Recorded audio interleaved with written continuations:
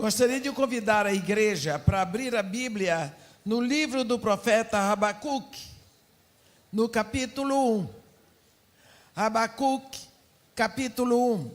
Vamos ler até o versículo 11. Amém? Sentença revelada ao profeta Habacuque. Até quando, Senhor, clamarei eu e tu não me escutarás? Gritar-te-ei violência, mas não salvarás? Porque me mostras a iniquidade e me fazes ver a opressão? Pois a destruição e a violência estão diante de mim, há contendas e o litígio se suscita. Por esta causa, a lei se afrouxa e a justiça nunca se manifesta, porque o perverso cerca o justo, a justiça é torcida. Vede entre as nações, olhai, maravilhai-vos e desvanecei, porque realizo em vossos dias obra tal, que vós não crereis quando vos for contada. Pois eis que eu suscito os caldeus, nação amarga e impetuosa, que marcham pela largura da terra para apoderar-se de moradas que não são suas. Eles são pavorosos e terríveis e criam eles mesmos o seu direito e a sua dignidade. Os seus cavalos são mais ligeiros do que os leopardos, mais ferozes do que os lobos ao anoitecer são os seus cavaleiros que se espalham por toda parte. Sim, os seus cavaleiros chegam de longe, voam como águia que se precipita a devorar. Eles todos vêm para fazer violência. O seu rosto suspira por seguir avante. Eles reúnem os cativos como areia. Eles escarnecem dos reis.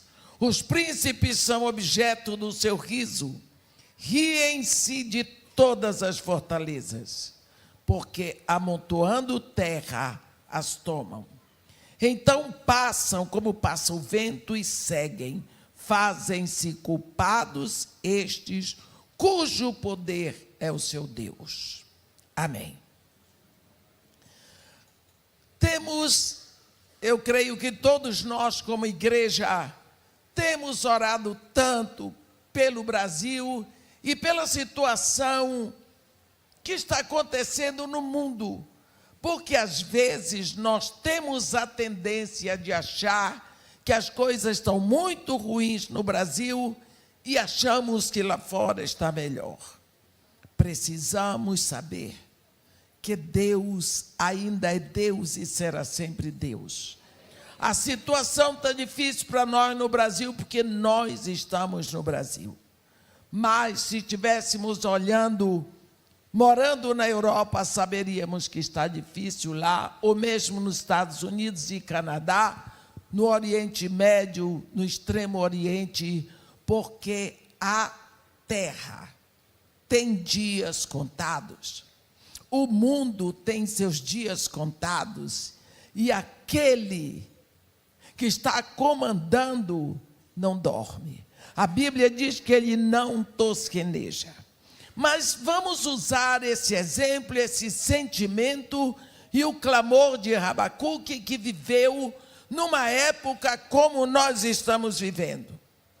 Esse profeta Habacuque, que é um dos profetas menores, ele foi contemporâneo de Naum, de Sofonias e de Jeremias, exatamente no momento em que os caldeus, lá da Babilônia, eram conhecidos como os poderosos. E Habacuque conhecia muito bem a escritura do Antigo Testamento, porque ele era um teólogo competente, e ele era seguramente um sacerdote, que então é chamado para um ofício maior, um ofício de profeta. No tempo em que Habacuque viveu, a sua maior luta era compreender que tempo é esse que eu estou vivendo. essas coisas que estão acontecendo aqui não combinam com o que deveria ser. Quero lembrar aos irmãos que ele viveu exatamente sabendo da decadência que aconteceu em Judá desde o reinado de Josias. Nós lembramos aqui que Josias, ele era neto de Manassés, que já foi um rei que fez mal o que era diante do Senhor. Filho de Amon, que fez o que era mal diante do Senhor. Esse Josias se levanta e quando tinha 28 anos, então foi encontrado pelo sumo sacerdote Ilquias o livro da lei que estava perdido há muito tempo, que estava escondido há muito tempo dentro do templo do Senhor, que estava completamente estragado. O templo, e lá dentro se adorava Baal, se adoravam os postes ídolos, se adorava o exército dos céus, tinham prostitutas cultuais, tudo dentro do templo de Deus. Você pode imaginar. Esse rei Josias, ele se virou, ele fez o melhor, restaurou tudo, pediu perdão a Deus. Mas Deus diz para ele, pela profetisa Uda: tu não vais ver o que eu vou fazer, porque eu vou te tirar daqui, vai morrer. Mas o julgamento vem sobre Judá. Então ele morre, e quando ele morre, o filho dele Joaquim é levado ao reinado.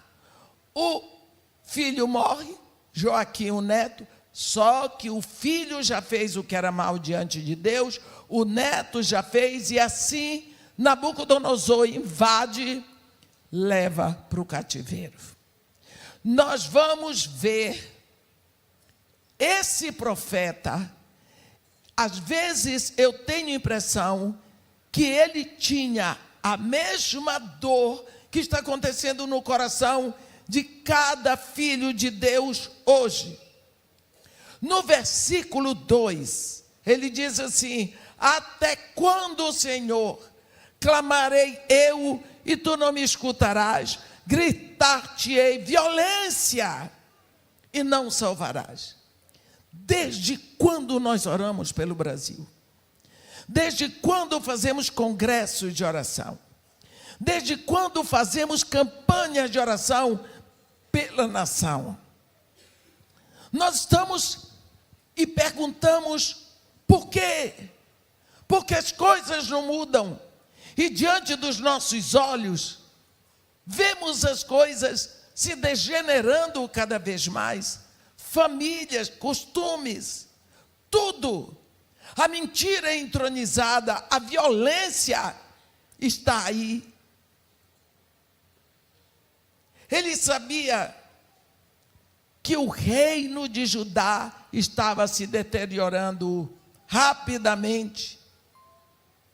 E ele aqui usa palavras que nós conhecemos: violência, iniquidade, miséria, destruição, luta, contenda e injustiça. E ele ora para que Deus mude aquela situação. O grande problema de Abacuque é que ele tem a impressão que Deus não ouve a oração dele. Aqui no versículo 2, ele clama por socorro, meus irmãos. Ele grita a plenos pulmões, que esta palavra no original, ele grita, ele abre a boca e grita. E assim, ele fica muito abatido diante da indiferença de Deus, porque é isso que ele pensa. Deus não responde a minha oração. Deus não se envolve na nossa situação. Deus não muda essa situação. A causa dos problemas. Está escrito no versículo 4. Por esta causa, a lei se afrouxa. A justiça nunca se manifesta, porque o perverso cerca o justo, e a justiça é torcida. Este é um assunto, meus irmãos, que estava acontecendo no tempo do profeta Abacuque. Para nós parece tão atual. Nós estamos vivendo isso hoje. Eu não estou aqui apregoando contra o governo brasileiro. Eu estou dizendo o que está acontecendo no tempo de Abacuque. É o que está acontecendo hoje. Cadê? Existem leis, são cumpridas, é outro problema. A mesma coisa no tempo dele.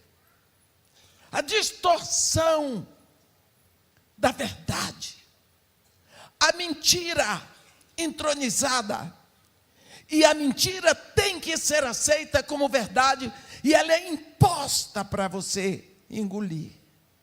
E embora você não acredite, você saiba que estão lhe mentindo, você tem que calar. Os ricos exploravam os pobres e escapavam impunes, porque compravam a justiça. A lei era usada de forma interesseira, ninguém se importava. Neste quadro do que Judá está vivendo, nós lemos o que está escrito por boca do profeta Isaías, no capítulo 59, quando Deus diz: eis que a mão do Senhor não está encolhida que não possa salvar, nem surdo os seus ouvidos para não poder ouvir, mas as vossas iniquidades fazem separação entre vós e o vosso Deus, e encobrem o seu rosto para que ele não os ouça. Porque as vossas mãos estão contaminadas de sangue, e os vossos dedos de iniquidade. Os vossos lábios falam mentiras, e a vossa língua profere maldades. Quando nós olhamos para isso, e vemos a situação em que estava Judá, nós mudamos para nós hoje e vemos nós como igreja numa situação muito parecida. Por que será que nós oramos, clamamos, pedimos e até jejuamos, e parece que é um trem que saiu dos trilhos e está indo cada vez mais para fora? Nós temos culpa. Nós estamos sob julgamento. Nós lembramos o que está acontecendo no Brasil. Eu não estou dizendo o que foi a igreja que fez. Eu não estou dizendo o que foi você que fez. Eu me lembro quando eu cheguei no Morro Dona Marta, em 1990. Lá tem um valão, e eu via abortos descerem no valão. Nunca, aqueles homens que empunham armas perturbaram o meu trabalho missionário. Mas o Estado perturbou, polícia tentou me parar. E até hoje eu tenho problema, sem pedir um tostão do Estado. Nunca tive ajuda do Estado, nunca precisei e não quero. O trabalho é de Deus e Deus é suficiente para manter o trabalho como vem mantendo.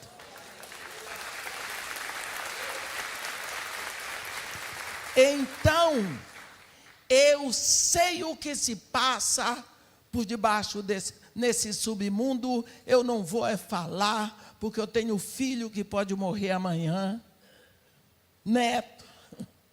E nós sabemos em que país e em que situação mundial nós estamos vivendo. O que eu quero dizer é que as coisas que têm acontecido no Brasil já há muito tempo, elas vêm contaminando. A ferida chegou a tal ponto que nós não podemos ver cura. A igreja, nós deturpamos o evangelho. Deus diz: trazei todos os dízimos à casa do tesouro para que haja mantimento. Sim, mantemos a riqueza. Será que nós temos enviado missionários? Será que nós temos sustentado ações para pregar o evangelho de Jesus Cristo? Porque, meus irmãos, quando Jesus Cristo fez o seu sermão profético no Monte das Oliveiras, ele disse tudo o que ia acontecer. O último versículo ele diz: e este evangelho será pregado a todos, a todas as nações, como testemunho, e então virá o fim. Quando você vê aquela profecia de Jesus, meus irmãos, é Deus dizendo o que vai acontecer. Porque Jesus Cristo é Deus. Ele diz, e isso vai acontecer. Abra hoje, depois do almoço, Mateus 24. Ponha ponto por ponto, você vê que tudo está cumprido. Menos o último item: este evangelho será pregado a todos, e então virá o fim. Meus irmãos, todos aqueles que têm que ouvir, precisam ouvir.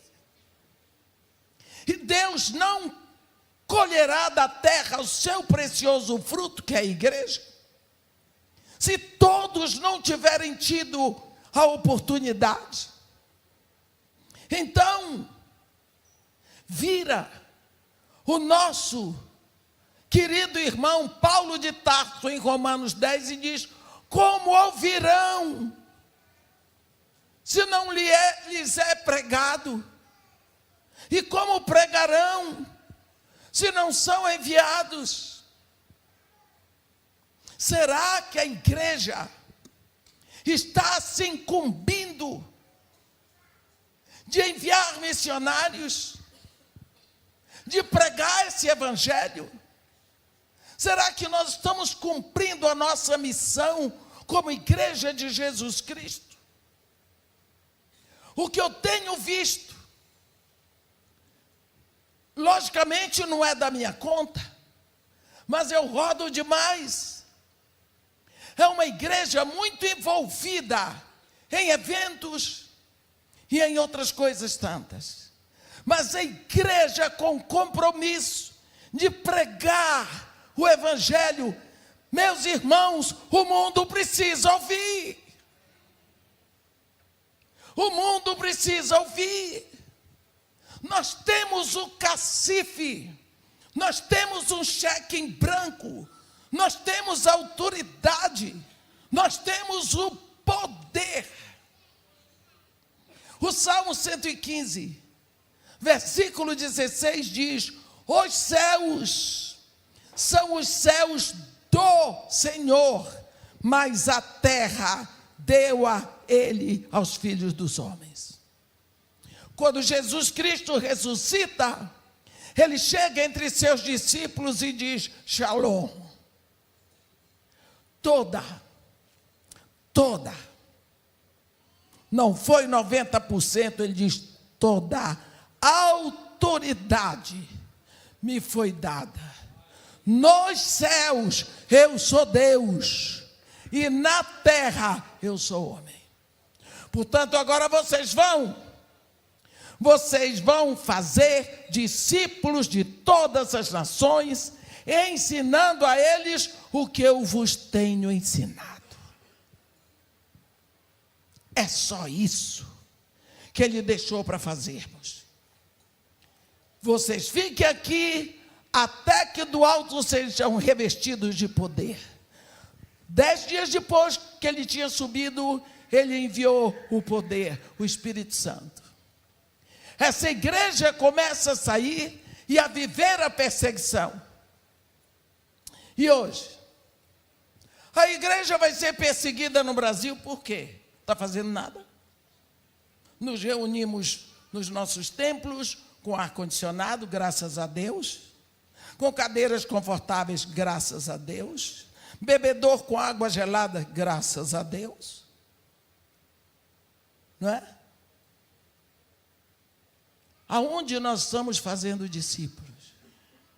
Está sendo discipulado um povo dentro aqui, graças a Deus. Mas eu quero falar de modo pessoal. Você, meu irmão, você já recebeu. E nós entramos agora no último mês do ano. Você fez algum discípulo este ano? Ah, irmã, mas quem sou eu? Você é filho de Deus ou não é? Se você é filho de Deus, você recebeu esse compromisso. Você recebeu essa incumbência. Fazer discípulos, será que você está fazendo? Quem sou eu, irmão? Não fiz seminário, não sei pregar. Por que tem que saber pregar? Jesus Cristo disse para fazer, ensinando a ele o que Jesus nos ensina. O que Jesus nos ensina está na Bíblia. Leia a sua Bíblia, aprenda a falar do amor de Deus, anuncie que tem um Deus que deseja perdoar, que o sonho de Deus é perdoar, mas para perdoar tem que haver arrependimento. Por quê? Porque ele já entregou o próprio Filho. No Antigo Testamento falava-se de amor, mas no Novo Testamento nós vimos o amor. Hoje, nós sentamos no Brasil e nós vemos o carnaval. E lá veio uma grande cena. Marquês de Sapucaí, o Filho de Deus expresso, como um gay, apanhando do diabo.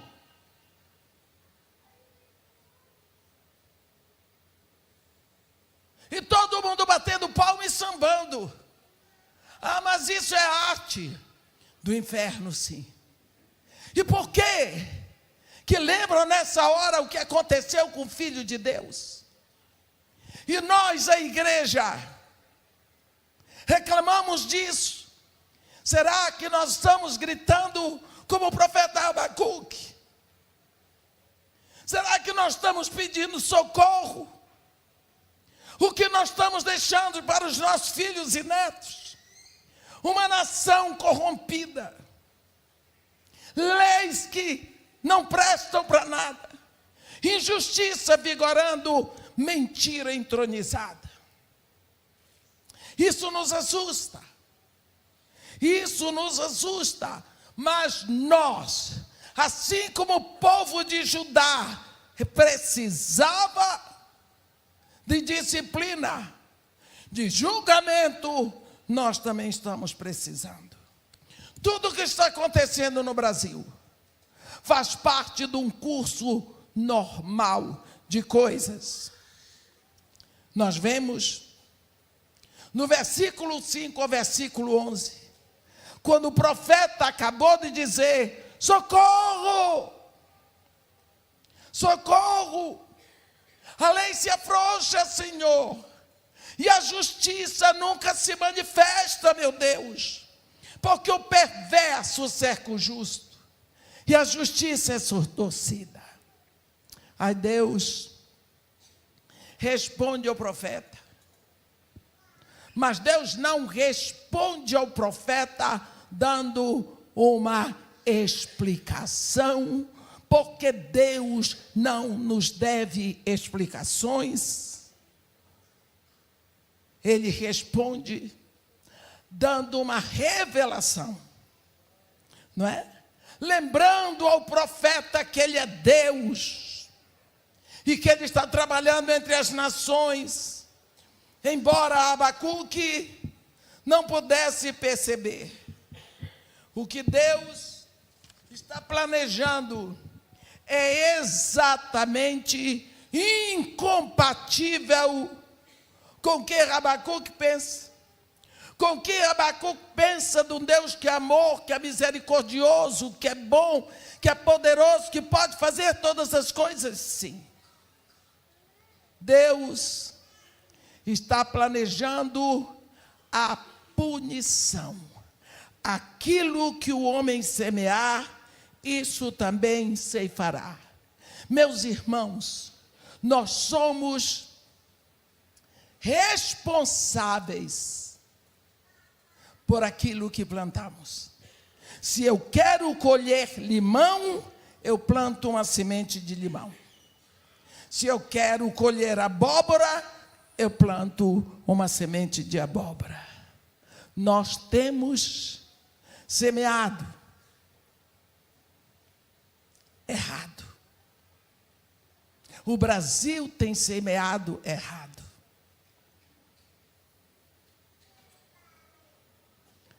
O Senhor está planejando punir os judeus usando exatamente os babilônios, os caldeus.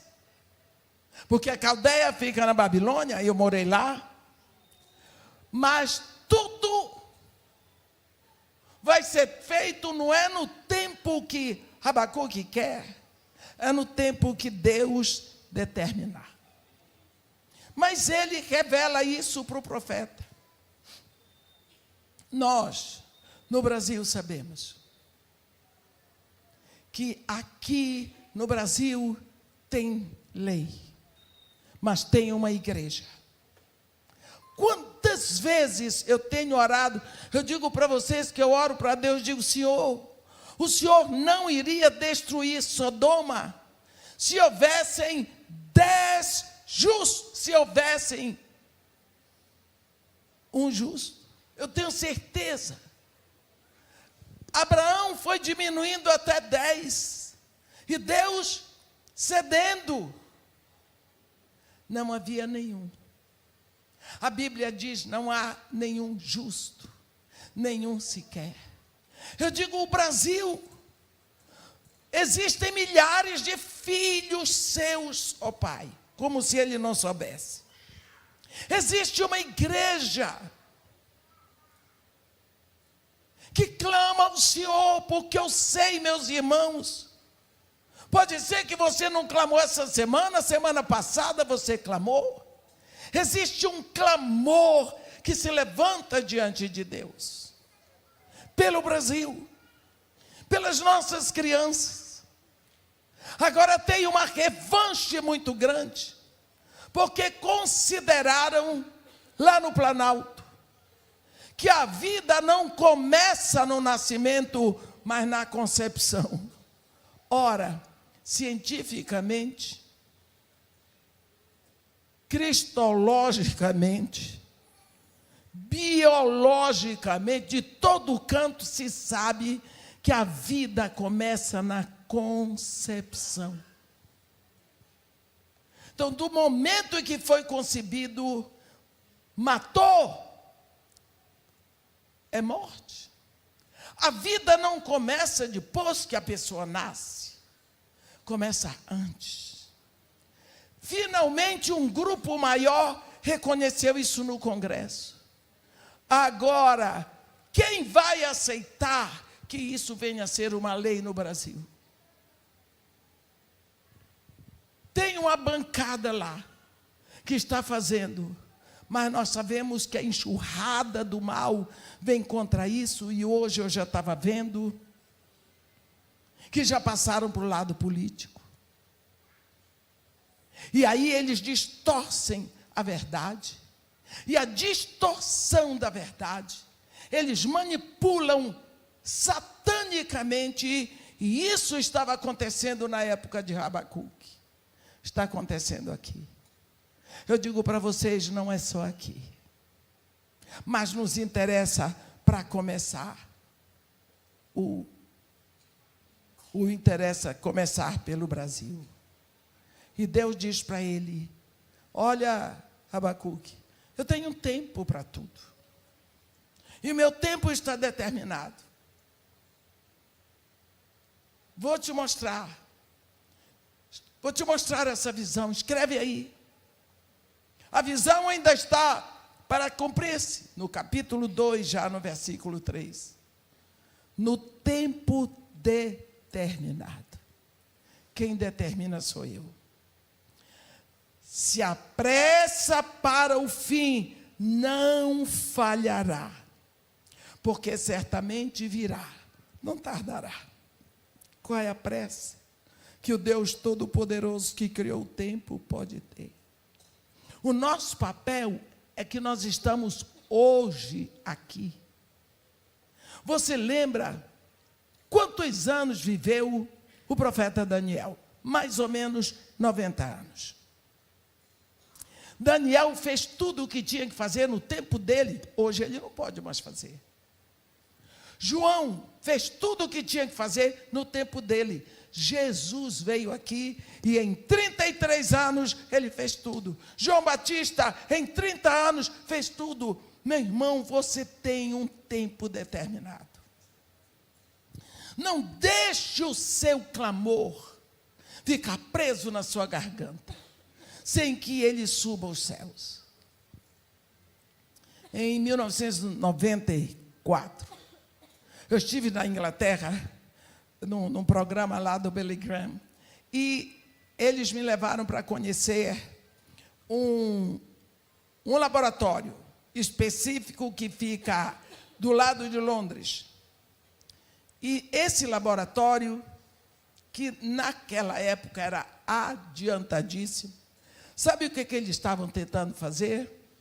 Estavam tentando restaurar o som, porque a ciência prova que o som não desaparece, ela fica no espaço.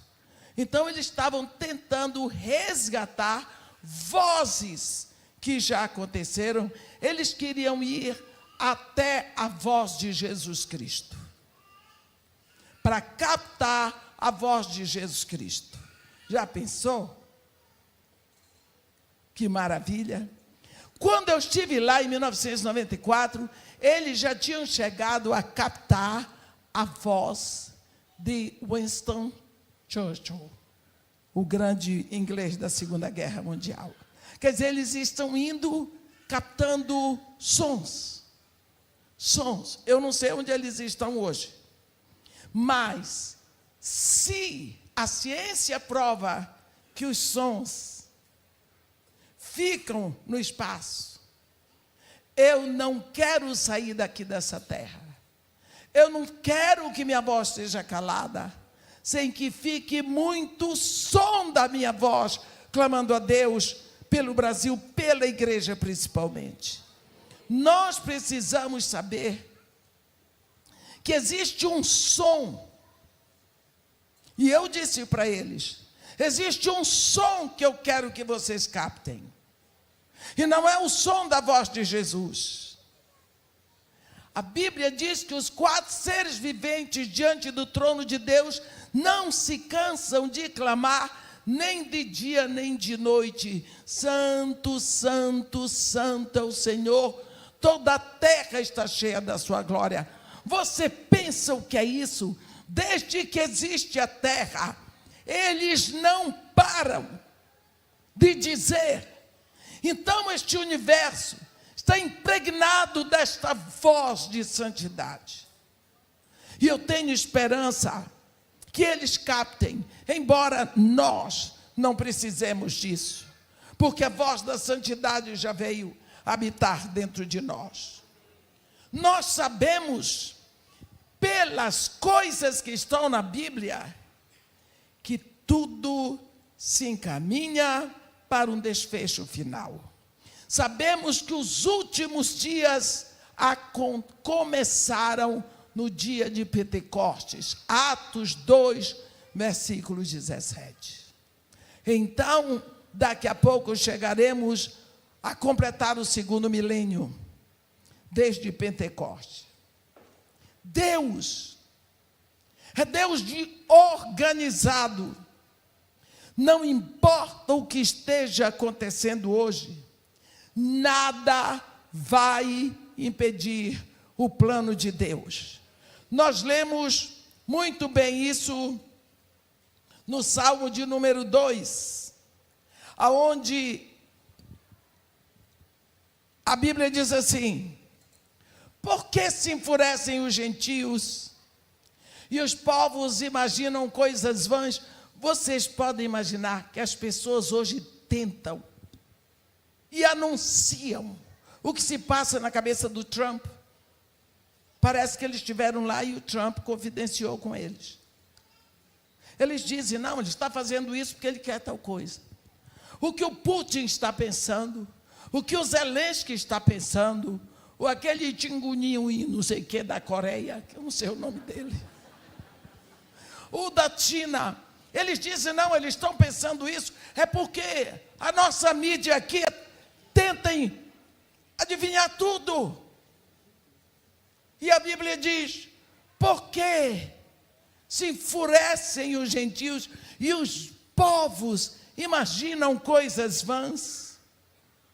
Os reis da terra, os presidentes, os ministros se levantam e os príncipes, os seus conselhos, conspiram contra o Senhor e contra o seu ungido. Vamos fazer mesmo, que Deus, que nada. Tem nada disso, não, é como nós queremos e não como Ele quer. Matem, tem que ser como queremos. Rompamos os seus laços e sacudamos de nós as suas algemas, os seus mandamentos, os seus tabus. E a Bíblia diz, ri-se aquele que habita nos céus. O Senhor zomba deles. Na sua ira, seu tempo lhes há de falar, e no seu furor os confundirá. Nós sabemos que há um tempo determinado de Deus para um basta em todas essas coisas. Mas enquanto o tempo de Deus não se completa, nós temos o tempo para clamar a Deus, para que Deus abra espaço para evangelização, para que Deus abra espaço para nós anunciarmos a salvação o mais rápido possível, porque tudo se encaminha para um desfecho final. O problema é quando nós queremos apressar a ação de Deus. Quando Deus fala, é como uma semente que cai na terra. Precisa de tempo para germinar, para depois brotar. Toda mãe sabe disso, né? Primeiro a semente no ventre, aí vem a gravidez, tem a crescimento dentro do ventre e finalmente o dia de nascimento. E Deus diz, se tardar, espera, porque se apressa para o fim e se cumprirá. Nós precisamos lembrar o que Jesus diz. E Jesus profetizou, e os profetas anunciaram, e nós olhamos nos profetas do Novo Testamento, nossos irmãos Paulo, Pedro, Tiago, João, Judas, toda essa gente nos avisou do que estaria acontecendo hoje. Mas no meio dessa confusão que está, existe uma igreja apaixonada pelo Evangelho. Você precisa fazer discípulos no lado da sua casa. àquele que tem um escritório do seu lado. Se você não sabe como fazer, porque eu acho que ninguém sabe, nem eu, chame para orar. Fulano, deixa eu orar pela sua família, e comece. E na oração, você prega o evangelho para Jesus Cristo, que é para ele ouvir. Vai orando. Todo mundo tem filho que precisa. A família precisa. Porque existe uma necessidade no coração de cada homem. Entra nessa brecha. Ora. Faz o discípulo. Se ocupe dele. Não espere que ele se renda a Jesus Cristo. Não é da sua conta. Tem que ser semeado. A Bíblia diz, um planta, outro rega, outro vai colher. Quem dá o crescimento é Deus. Ao Senhor pertence a salvação. A mim pertence o dever de anunciar. E Deus é que salva. Não sou eu. Não se apresse. Apenas ore. Talvez você ouça uns 2 ou 3 desaforos. Não tem problema. Um desaforinho aqui, outro ali. Paulo diz em Filipenses 1, 29, porque tendes recebido a graça de sofrerdes por Cristo e não apenas de creres nele. Às vezes, nós somos como aqueles amigos de Jó, que vieram para confortar Jó, mas nunca vimos um conforto mais desconfortante. Porque hoje as pessoas confundem otimismo superficial com a paz de Deus. Não precisa esse exagero. Porque Deus faz as coisas. Porque Deus é poderoso. Confundem uma vida confortável com uma bênção de Deus. Eu estou abençoado. Deus tem me abençoado. Olha a minha vida, olha a minha família, olha os meus filhos, está tudo bem. Para que eu vou me meter nessa história de igreja? Isso é uma estratégia de Satanás também. Uma coisa é certa.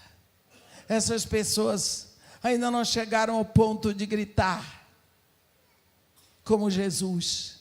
Deus meu, por que me abandonaste? Não chegaram ao sofrimento.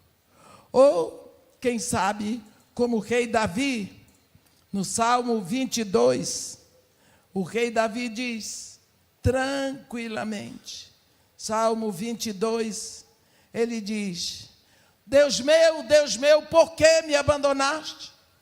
Porque se hajam longe da minha salvação as palavras do meu bramido? Deus meu, clamo de dia e não me respondes, também de noite, porque não tenho sossego. Contudo, tu és santo, entronizado entre os louvores de Israel. Nossos pais confiam em ti, confiaram e os livraste. Então nós hoje precisamos saber que não é a primeira vez que um profeta como nós se sente alarmado pelo ambiente em volta dele e clama a Deus, e parece que Deus não está interessado. Abacuque teve que aprender que Deus sempre ouve, que Deus está interessado, mas o tempo de Deus é o tempo de Deus. Portanto, meus irmãos, eu quero deixar com vocês a palavra de esperança. Você que orou pelo Brasil, viu piorar. Você que ora todos os dias e clama e vê as coisas piorando, não desista. Você que clama, que chora, não desista. Você que ajuda missões, que se empenha na igreja para enviar missionários, não desista. Porque Deus está operando. Ele só não tem que nos explicar, mas a sua palavra está cheia de segurança para nós. que Ele está no comando. E no seu tempo, tudo isso chega à conclusão que Ele quer. Quando orarmos, vamos pedir perdão pelo pecado da nossa nação. Vamos orar mais pelos nossos governantes. Vamos entregar na mão de Deus. A nossa parte é orar. A parte deles é fazer o que eles têm que fazer. E a parte de Deus é gerenciar essa confusão. Amém? Que Deus nos abençoe e nos guarde. Que faça resplandecer seu rosto sobre nós. E tenha misericórdia de todos nós.